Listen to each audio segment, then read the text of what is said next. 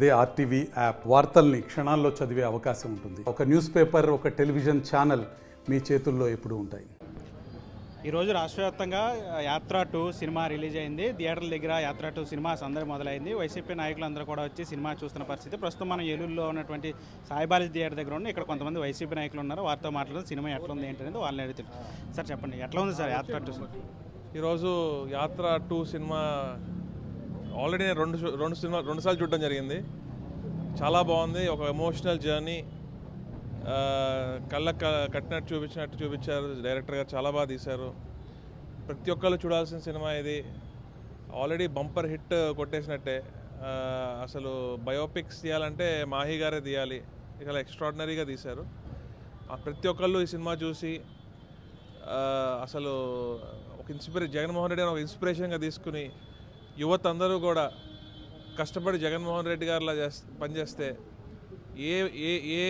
ఏం చేసినా కూడా, మన వృత్తి ఏదైనా కూడా, మన లైన్ ఏదైనా కూడా ప్రతి ఒక్కరు సక్సెస్ అనేది తప్పకుండా సాధిస్తారు. చాలా ఇన్స్పిరేషనల్గా ఉంది సినిమా. సినిమాలో వైఎస్ జగన్ పాత్రలో జీవా యాక్టింగ్ ఎట్లా ఉంది? యాక్టింగ్ చాలా బాగా చేశారు. జీవా గారిని నేను కలిశాను కూడా మొన్నే. ఆయన కూడా జగన్మోహన్ రెడ్డి గారు రోల్ చేసినందుకు కూడా చాలా గర్వంగా ఫీల్ అవుతున్నారని చెప్పారు. చాలా బాగా యాక్ట్ చేశారు. వైఎస్ జగన్మోహన్ రెడ్డి పాదయాత్ర సమయంలో కూడా చాలా స్ట్రగుల్స్ పడ్డారు. ప్రజలతో నేరుగా మాట్లాడి వారి సమస్యలను అడిగి తెలుసుకున్నారు. అన్ని సంఘటనలన్నింటినీ ఎట్లా చూపించారు సినిమా?